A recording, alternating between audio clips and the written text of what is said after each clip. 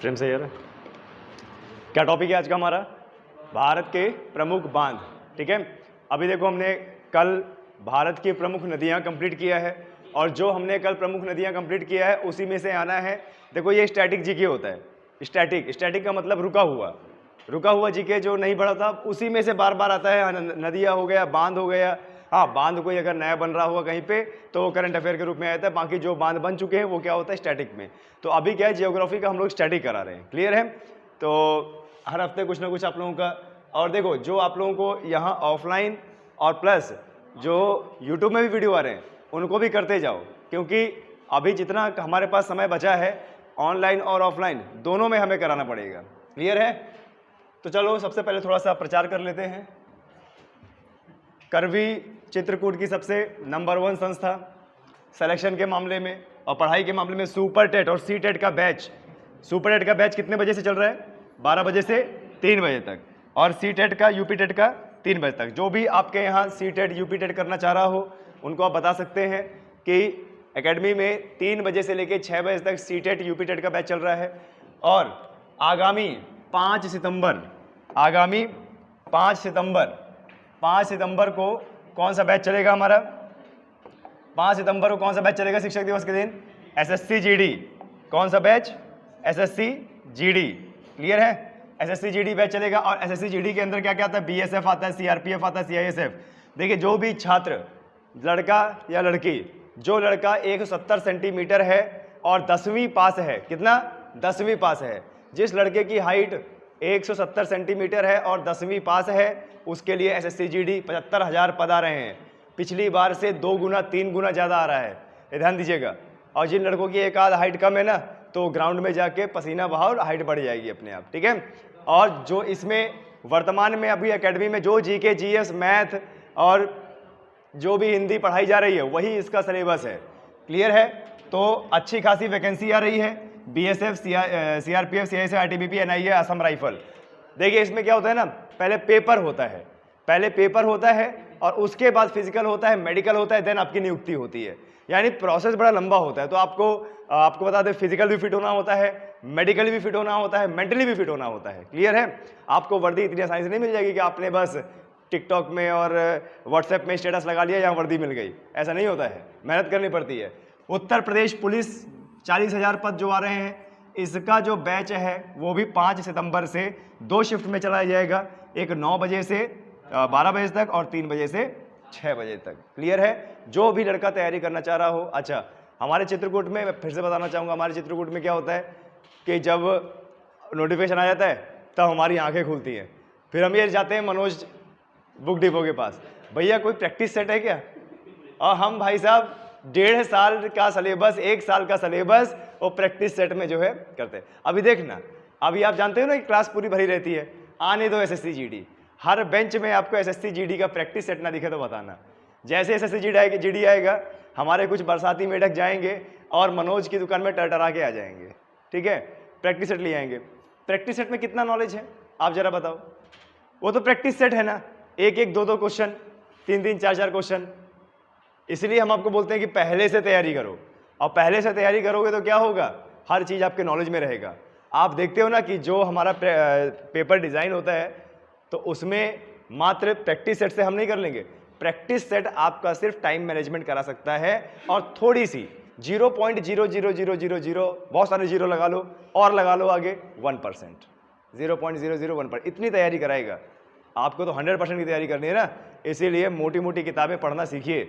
मैंने आप लोगों को बताया है कि बर्नवाल की किताब 4 सब्जेक्ट की ले लो आप। कौन सी? इकोनॉमिक्स और हिस्ट्री, ज्योग्राफी और पॉलिटी।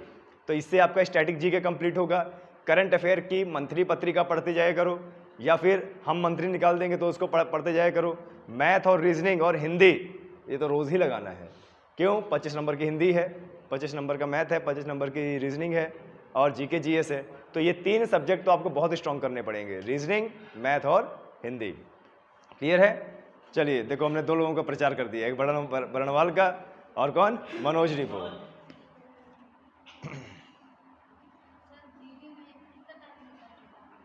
90 मिनट, 100 क्वेश्चन रहेंगे। 90 मिनट आपको मिलेगा और कंप्यूटर स्क्रीन रहेगी, ऑनलाइन पेपर होता है, कुछ नहीं करना होता है कि OMR वगैरह भर, कुछ नहीं।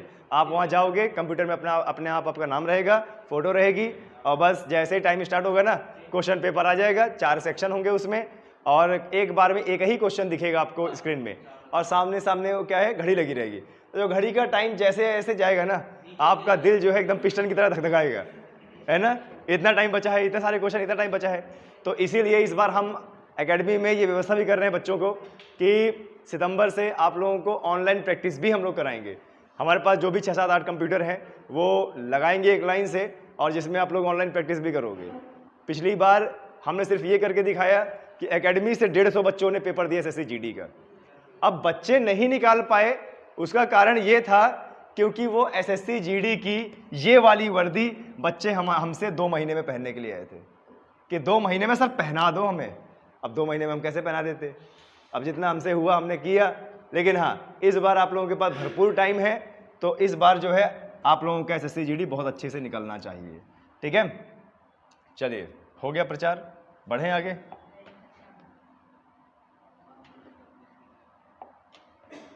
चलिए बढ़ते हैं। अब देखो आज का जो टॉपिक है ना हमारा, वो क्या है, बांध। आज हम बांध को पढ़ेंगे। बांध का मतलब क्या होता है, बांधना। बांध का मतलब क्या होता है, बांधना, बंदिशें लगाना। किसी के ऊपर बंदिशें तो नहीं लगी, कोई लगाया तो नहीं है, यहाँ मत जाना, उससे मत मिलना, इससे मत बात करना, उसको देखा कैसे मैंने लगाया, मैंने तो यहाँ पे बंदिशें कोई लगाई, मैंने तो आपको स्वतंत्र किया, आइए खूब पढ़िए। तो देखो बांध का मतलब क्या होता है, बांधना। किसको बांधना, पानी को बांधना, नदी को बांधना। क्यों, क्योंकि देखिए ग्लेशियरों से, पठारों से और दक्षिण में कितनी नदियां निकलती हैं और नदियों का पानी निकलता है, बहता है और सीधे समुद्र में विलीन हो जाता है।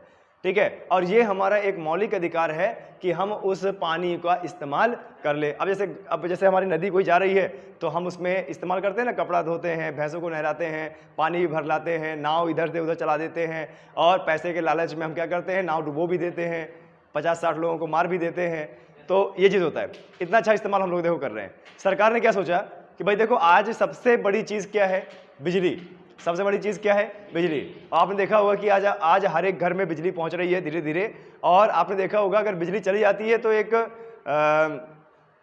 अजीब सा मन होने लगता है कि पता नहीं कब आएगी। क्यों होने लगता है, किसी का मोबाइल चार्ज नहीं है, किसी को टीवी देखना होता है, किसी का पंखा रुक गया है ना, इस तरीके से। तो आज बिजली सबसे बड़ी जरूरत हो गई है और बिजली बनाने के बहुत सारे उपाय हैं, बहुत सारे उपाय हैं।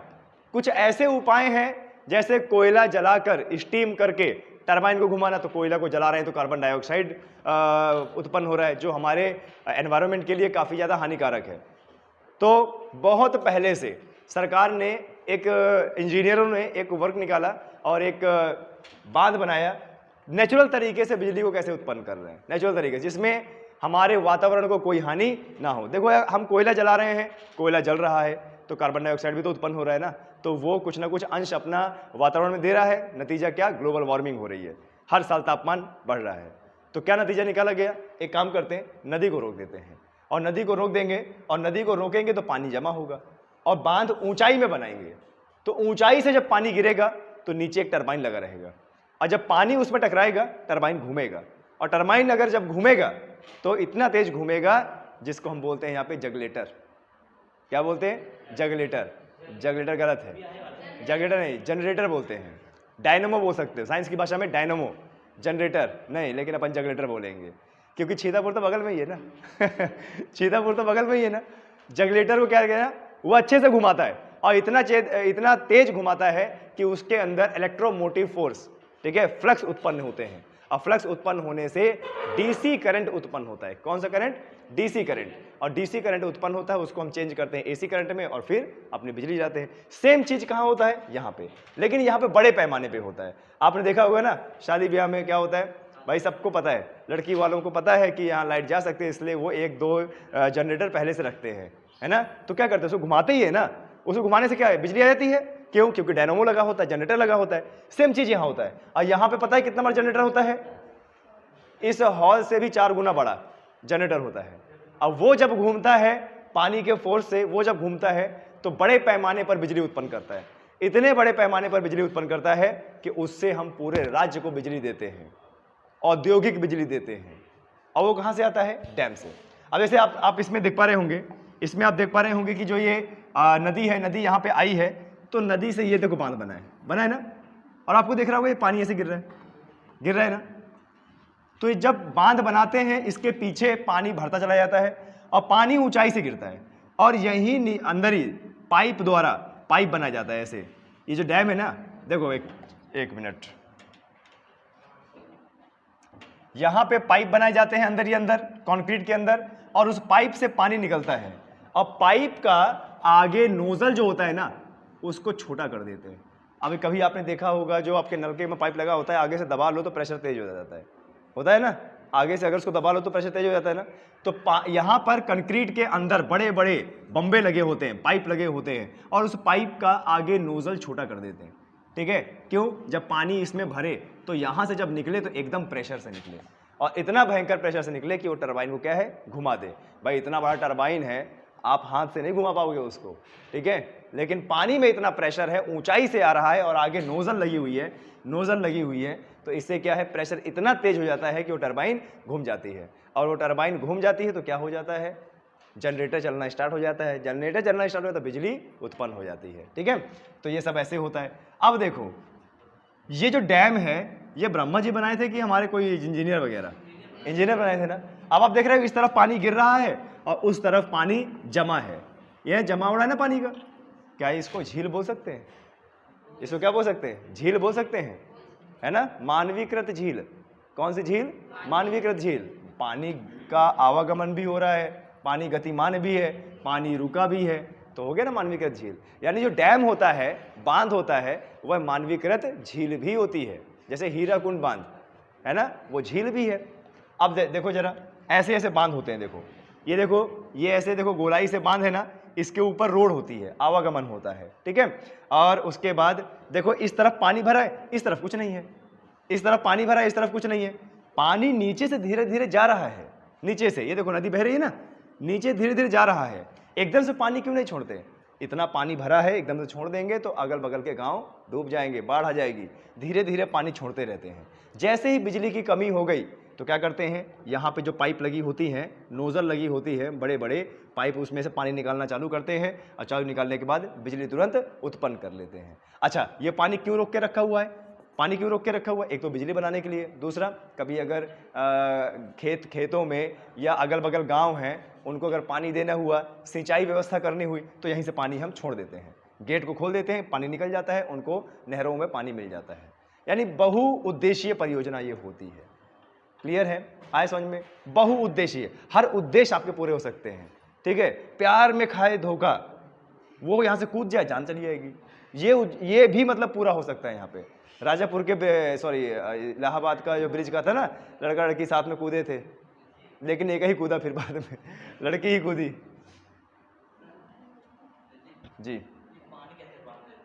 पानी कैसे बांधते हैं? ये कंक्रीट का बना हुआ है ना भाई, जहां जैसे नदी जा रही है, ये नदी जा रही है, आपने बीच में कंक्रीट का एक बांध बना दिया, नीचे से एकदम पानी को रोका जाता है। जब बांध बनाया जाता है तो नीचे पिलर बनाए जाते हैं, और जहां पे पिलर बनाए जाते हैं उतना एरिया का पानी निकाला जाता है, और वहां पे कंक्रीट भरा जाता है, लोहा भरा जाता है, और उसके बाद फिर उस पानी को धीरे धीरे रोका जाता है, दीवार बनाई जाती है एक, और ये पानी चलता भी रहता है, दीवार बनती भी रहती है। ऐसी टेक्नोलॉजी। जी क्या? ये डैम आपको इसमें छोटा लग रहा है, ये बहुत बड़ा होता है, ये गांव के बराबर होता है डैम, बहुत बड़ा डैम होता है, इतना आसान नहीं है इसको देखना। ठीक है, 2-2, 2.5-2, 3-3 किलोमीटर लंबे बांध होते हैं, और आपको बताते हैं इसमें इतना कंक्रीट इस्तेमाल होता है, इतना कंक्रीट इस्तेमाल होता है कि जो आपने सपने में नहीं देखा होगा। तो रुक जाता है यार, है ना। चलिए आगे बढ़ते हैं, आगे बढ़ते हैं। भारत के प्रमुख बांध हैं। सबसे पहले बांध के बारे में कुछ जान लेते हैं कि बांध आखिरकार क्यों बनाया जाता है। ये बहुउद्देशीय योजना होती है। देखिए, भारत का सबसे बड़ा ऊंचा बांध कौन सा है? टिहरी बांध, भारत का सबसे ऊंचा बांध। और सबसे ऊंचा बांध का मतलब क्या होता है? ऊंचाई में जो बांध है। भारत का सबसे ऊंचा बांध का मतलब क्या होता है? ऊंचाई में जो बांध है। ठीक है, टिहरी बांध भारत का सबसे ऊंचा बांध टिहरी बांध है, और जिसकी ऊंचाई कितनी है? 260.5 मीटर। ठीक है, काफी बार एग्जाम में आया है कि भारत का सबसे ऊंचा बांध कौन सा है? वो टिहरी बांध है, ये ध्यान दीजिएगा। और कितना ऊंचा है? 260.5 मीटर है। टिहरी बांध उत्तराखंड में भागीरथी नदी पर स्थित है। कौन सी नदी बनाया गया है? भागीरथी नदी पर बनाया गया है। टिहरी बांध उत्तराखंड में है और भागीरथी नदी पर बनाया गया है। भारत की सबसे बड़ी कृत्रिम झील गोविंद बल्लभ पंत सागर, मैंने क्या बताया। अब ये डैम क्या होता है, डैम तो होता ही होता है, नदी भी होती है और प्लस झील भी होती है। तो भारत की सबसे बड़ी कृत्रिम झील कौन सी है, गोविंद बल्लभ पंत सागर, जो रिहंद बांध का जल है। रिहंद बांध भी बोलते हैं इसको। कौन सी नदी पे है, रिहंद नदी पर। कौन सी नदी पे, रिहंद नदी पे, ठीक है। कौन सी नदी पे है, रिहंद। और रिहंद नदी का ये जो बांध बना है कहाँ बना है, उत्तर प्रदेश और मध्य प्रदेश बॉर्डर में बना है। क्लियर है, आया समझ में, क्लियर है। आप लोग सिर्फ ध्यान से सुनो, आप लिखो मत, ध्यान से सुनो, पीडीएफ पहुंच जाएगी आपको। अब पीडीएफ पहुंच जाएगी तो जब पीडीएफ को दोबारा पढ़ोगे तो रिवीजन हो जाएगा। क्लियर है। देखो क्या बोल रहा है, भारत की सबसे बड़ी कृत्रिम झील कौन सी, गोविंद बल्लभ पंत, इसको रिहंद बांध भी बोलते हैं। और कौन सी नदी में, रिहंद नदी में। भारत का सबसे लंबा बांध हीराकुंड बांध, कौन सी नदी, महानदी। और ये कहाँ पे है, ये कहाँ पे है, ओडिशा में है। कहाँ पे है, ओडिशा में है, ठीक है, ध्यान दीजिएगा। भारत का सबसे लंबा बांध हीराकुंड बांध है, महानदी पे है। और महानदी कहाँ पे, ओडिशा में। और महानदी किस ओर बहती है, पूर्व की ओर, बंगाल की खाड़ी में डेल्टा बनाती है, अपना जल गिरा देती है। क्लियर है। ओडिशा के सीएम कौन है, नवीन पटनायक। क्लियर है। ओडिशा में कौन सा राष्ट्रीय अभ्यारण्य है, भितरकनिका नेशनल पार्क है ना। और कौन सी झील है, चिलिका झील है। कौन सा मंदिर है, सूर्य मंदिर, कोणार्क सूर्य मंदिर। कोणार्क है ना, मंदिर बहुत पूछा जाता है, ये ओडिशा का मंदिर बहुत जाता है। और अगर और प्राचीन काल में जाएं, ऋग वैदिक उत्तर वैदिक काल में जाएं तो कलिंग का युद्ध भी हुआ था। और कलिंग का राजा कौन था, खारवेल। और लड़ा कौन उससे, सम्राट अशोक। ठीक है, सम्राट अशोक ने उस कलिंग के युद्ध के बाद बौद्ध धर्म अपनाया। ठीक है, सुनते जाइएगा, बड़े अच्छे सुनिएगा, आप लोग को बहुत अच्छे से आ जाएगा। हीराकुंड बांध ओडिशा के संबलपुर जिले में महानदी पर स्थित है। महानदी पर स्थित है। और ये भारत का क्या है, सबसे लंबा बांध। ठीक है, कितना लंबा है, 25.79 किलोमीटर लंबा। ठीक है, देखिए क्या बोल रहा है ये, इसकी जो मुख्य लंबाई है वो 4.8 है। लेकिन टोटल देखें, टोटल कितना है, 25.79 किलोमीटर। अच्छा, ये मुख्य लंबाई का मतलब क्या होता है, मुख्य लंबाई का मतलब क्या होता है। जैसे मान लीजिए कि देखो, जैसे यहाँ से स्टार्ट किया ये, और इसी के अंतराल में पानी बह रहा है, तो ये हो गया मुख्य। लेकिन किसी भी चीज़ की नींव बहुत पहले से बनानी पड़ती है, ऐसे करके ये और उधर है। तो टोटल जो ये रोड गई होगी तो कितना है, 25.79 किलोमीटर। मुख्य बांध कितना है, 4.8 किलोमीटर। और वैसे कितना है, 25.79। भारत का सबसे लंबा बांध हीराकुंड बांध। ठीक है, चलिए आगे बढ़ते हैं। ये क्या हो गया, बस इतना ही था क्या, ये कैसे है, ओके चलिए ठीक है। देखिए क्या है, भाखड़ा और नागल दो अलग अलग बांध है। हम इसको भाखड़ा नागल डैम बोलते हैं। ठीक है, भाखड़ा और नांगल ये दो अलग अलग बांध है। भाखड़ा बांध हिमाचल प्रदेश में स्थित है। कहाँ पे, हिमाचल प्रदेश में। और नांगल उससे नीचे पंजाब में स्थित है। लेकिन ये दोनों डैम इस तरीके से बने हैं कि इसका आधा हिस्सा हिमाचल प्रदेश में और आधा हिस्सा कहाँ है, पंजाब में। इसलिए हम इसको टोटल पूरा बोल देते हैं, भाखड़ा नागल डैम।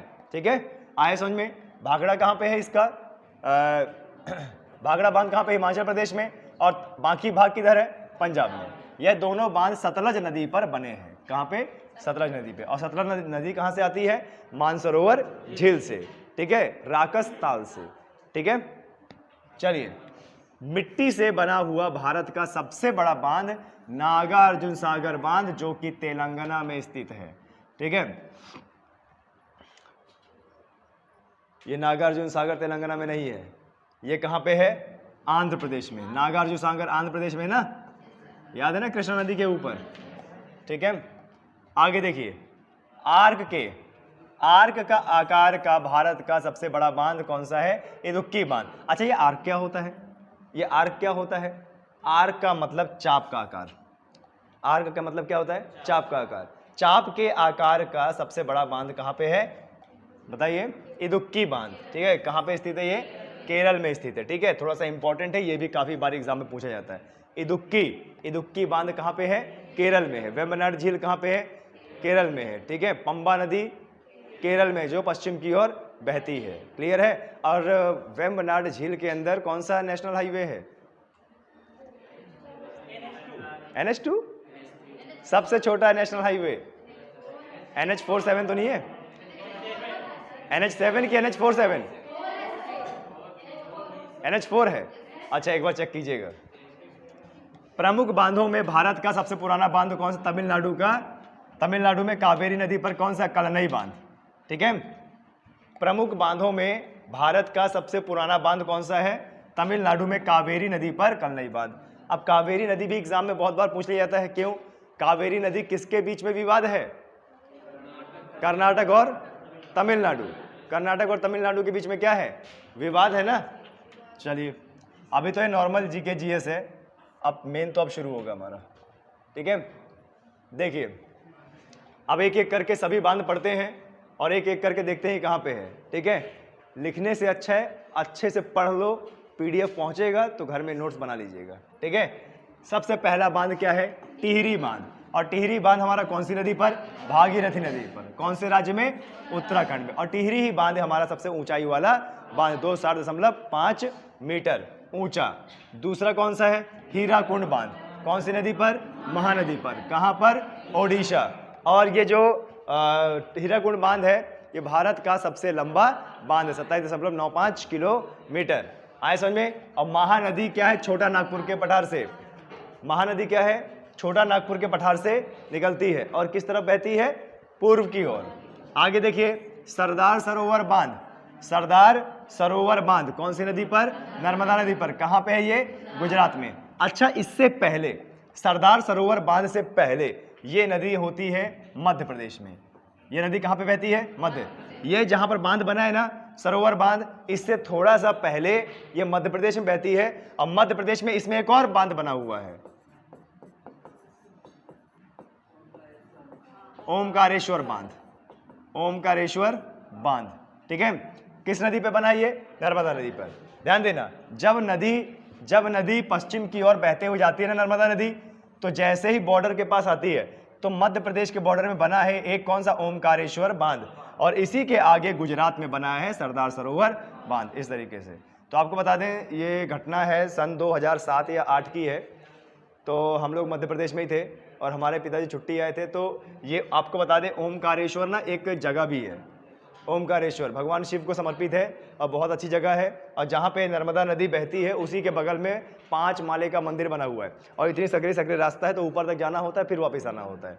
तो उससे कम से कम 3-4 किलोमीटर ये बांध है। उस मंदिर के 3-4 किलोमीटर ये बांध है। तो जब हम गए थे तो ये बांध बन रहा था। ठीक है, तो वहाँ पर उस समय बड़े बड़े अधिकारी नहीं थे, कोई नहीं था, जो काम करने वाले थे वही था। तो हमारे फादर ने बोला कि हमें देखना है इसको। तो उसने बोला ठीक है जाओ, ऐसे ही बोल दिया उसने। वो कोई मतलब लेबर ओबर रहा होगा, उसने बोला जाओ देख लो, चढ़ जाओ ऊपर। भाई साहब हम चढ़ गए सब लोग। और कितने लोग? 10-11 लोग चढ़ गए। 10-11 लोग चढ़ गए और चढ़े पता है कैसे? जैसे रस्सियाँ नहीं बंधी होती हैं, रस्सियाँ, जब बहुत बड़ा काम होता है तो रस्सियाँ बंधी होती हैं, उस रस्सी को पकड़ के ऊपर चढ़े। और चढ़ने के बाद जब उसके छत में पहुँचे, जो एक लंबा रास्ता होता है ना डैम का ऊपर वाला, वहाँ पहुँचे तो पूरा का पूरा लोहा उसमें बिछा हुआ था और लोहे से बन रहा था। और उस तरफ देखा तो पूरा पानी नर्मदा का रुका हुआ था, धीरे धीरे पानी आ रहा था। तो तब हमने देखा कि वास्तव में डैम कैसा होता है। तो ये चीज़ हुआ आपका। नर्मदा नदी कहाँ को बहती है? पश्चिम की ओर बहती है और एस्चुरी का निर्माण करती है। कौन सी घाटियों से? भ्रंश घाटियों से बहती है। ठीक है, आगे देखिए, फरक्का बांध परियोजना, ये भी बहुत पूछता है एग्जाम में। फरक्का बांध परियोजना ये कहाँ पे है? हुगली नदी पे है। और कहाँ पे है?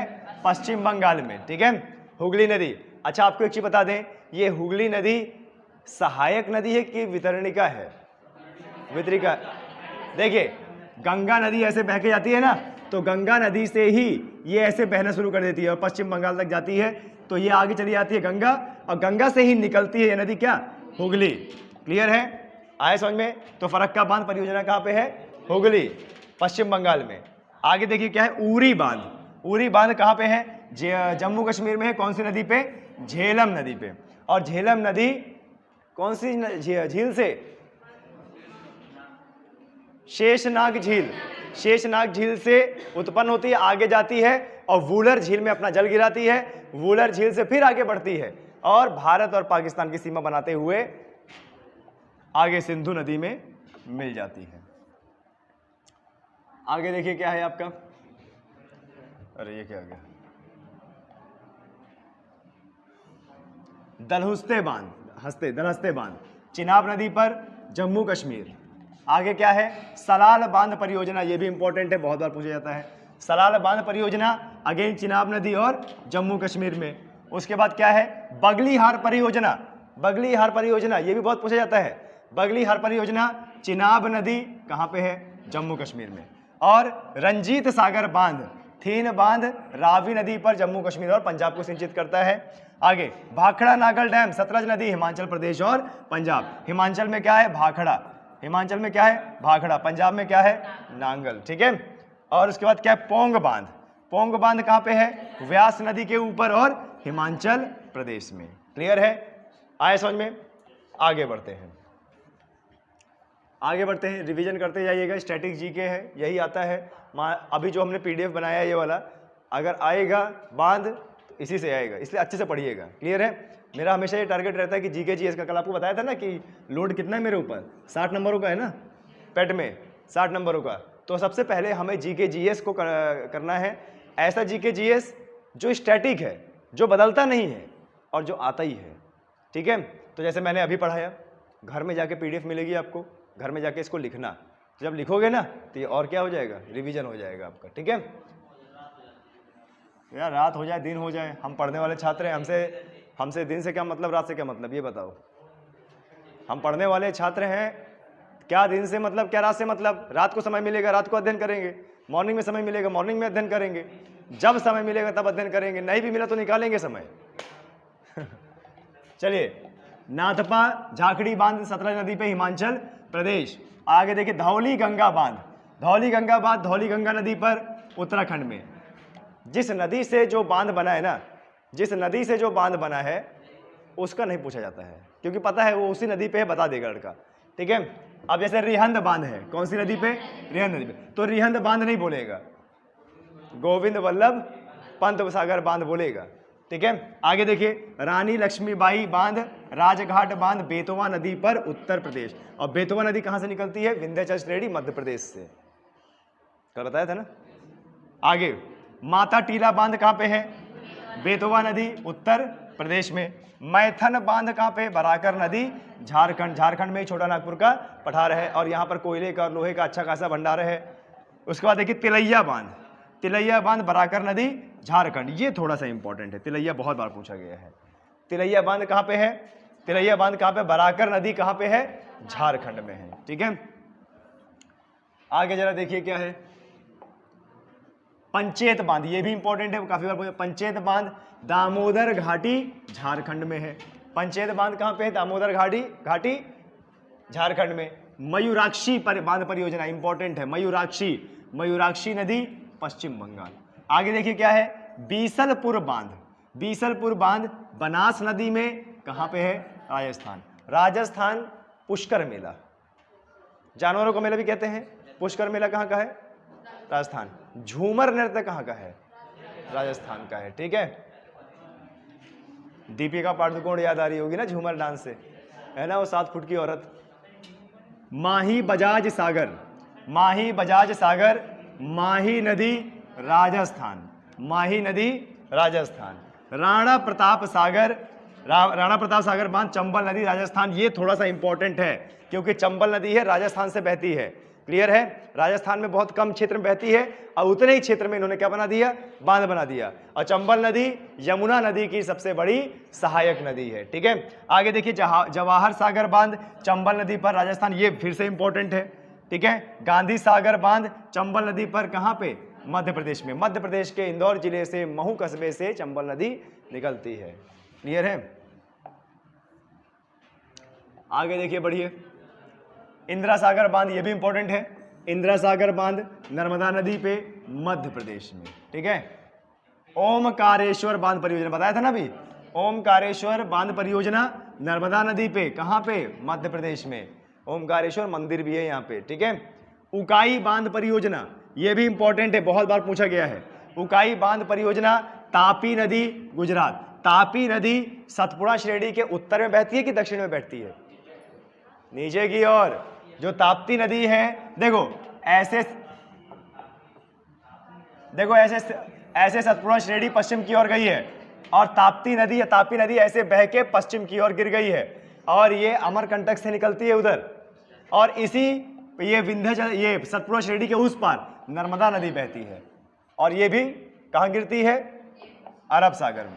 ठीक है, चलिए उकाई बांध है तापी नदी गुजरात में। ठीक है, काकरा पार बांध ये भी इंपॉर्टेंट है। काकरा पार बांध का तापी नदी कहाँ पे है? गुजरात में। कोयना बांध का कोयना नदी पर महाराष्ट्र में। लोनार झील कहाँ पे है? लोनार झील कैसे? क्रेटर झील है और कैसी झील है? ज्वालामुखी निर्मित झील। और उल्का पिंड भी तो गिरा था ना, वो भी तो झील है ना ये वाली। बच्चे कंफ्यूज है सर, ये बताइए किस में लगाएं? उल्का पिंड में लगाएं कि ज्वालामुखी? दोनों लगाओ। ठीक है, क्लियर है? बहुत बड़ी झील है ये। उजनी बांध भीमा नदी महाराष्ट्र। चलिए आगे बढ़ते हैं। जायकवाड़ी बांध ये कहाँ पे है हमारा? गोदावरी नदी महाराष्ट्र में। गोदावरी नदी कहाँ पे है? महाराष्ट्र में। कृष्णा राजसागर बांध, राजसागर कावेरी नदी कर्नाटका मालाबार तट में अपनी बाउंड्री खोलता है। बेंगलोर इसकी राजधानी है जिसको सिलिकॉन वैली बोलते हैं। क्या बोलते हैं? Silicon valley. आया समझ में? और शिव समुद्रम बांध कावेरी नदी कर्नाटका। अलमाती बांध ये भी बहुत इंपॉर्टेंट है। अलमाती बांध कृष्णा नदी पर कर्नाटक। और उसके देखिए तुंगभद्रा बांध तुंगभद्रा नदी पर कर्नाटक। तुंगभद्र कृष्णा नदी की सहायक नदी है। जहां पे संगम बनाते हैं वहां पे नागा अर्जुन सागर बांध बना है। क्या? नागा अर्जुन सागर बांध बना है। क्लियर है? जो कि आंध्र प्रदेश में आता है। नागा अर्जुन सागर बांध कृष्णा नदी। फिर तेलंगाना बता दिया इसने, तेलंगाना में नहीं, कहां पे? आंध्र प्रदेश। ठीक है। पोचमपाद बांध श्री राम सागर प्रोजेक्ट बोलते हैं इसको, गोदावरी नदी तेलंगाना। ठीक है, बढ़े आगे।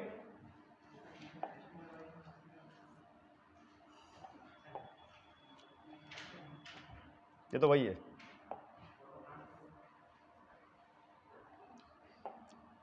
आगे देखिए श्री शैलम बांध कृष्णा नदी पर कहां पे है? आंध्र प्रदेश में। श्री शैलम बांध कृष्णा नदी आंध्र प्रदेश। अब आंध्र प्रदेश की बात आती है तो आंध्र प्रदेश के इधर कौन सा तट है? शाबाश, है ना? कोरोमंडल को बेच के खा गए क्या? कोरोमंडल तट। ठीक है, आए समझ में? नागार्जुन सागर बांध भी यही है। कोरोमंडल तट कौन सागर में? बंगाल की खाड़ी। बिल्कुल सही। आगे देखिए सोमाशिला बांध पेन्नार नदी आंध्र प्रदेश। ठीक है, और इदुक्की बांध अभी उससे पहले पढ़ा था ना, चाप के आकार का है ना? पेरियार नदी पर केरला में। और मुल्ला पेरियार बांध पेरियार नदी पे केरल में। बंसुरा सागर बांध काबिनी नदी केरल में। मेट्टूर बांध कावेरी नदी तमिलनाडु। तमिलनाडु में हमारे मुख्य भूमि का दक्षिण बिंदु है कन्याकुमारी, जिसको बोलते हैं केप कमोरिन, 8 डिग्री 4 मिनट अक्षांश पे। क्लियर है? और ये कन्याकुमारी ऐसी जगह है जहां पर 3 सागर आके मिलते हैं, अरब सागर, हिंद महासागर और बंगाल की खाड़ी। इस कन्याकुमारी के थोड़ा सा पूर्व में जाएंगे तो मन्नार की खाड़ी है, और मन्नार की खाड़ी भारत और श्रीलंका को अलग करती है। और ये खाड़ी पूर्ण रूप से नहीं बनी तो हिंद महासागर का पानी बंगाली खाड़ी में और बंगाल का पानी हिंद महासागर में आवागमन होता रहता है। इसीलिए यहाँ पे एक जलसंधि भी बनी है जिसको बोलते हैं पाक जलसंधि। क्लियर है? कलनाई बांध कावेरी नदी तमिलनाडु में है। ठीक है, तो ये बांध आपका खत्म हो चुका है। इतने सारे बांध आपके एग्जाम में पूछे जाएंगे, इतने सारे एग्जाम आपके एग्जाम में पूछे जाएंगे बांध। और आपने अगर इन्हीं को पढ़ लिया और अगर बांध आ गया तो 1 नंबर पक्का। देखो नदी कंप्लीट हो गया, 1 नंबर पक्का वहां से हो गया। तो ऐसे नंबर पक्के करते जाने हैं जीके जीएस में। क्लियर है?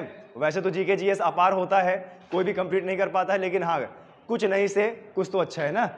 इसको बंद कर दीजिए।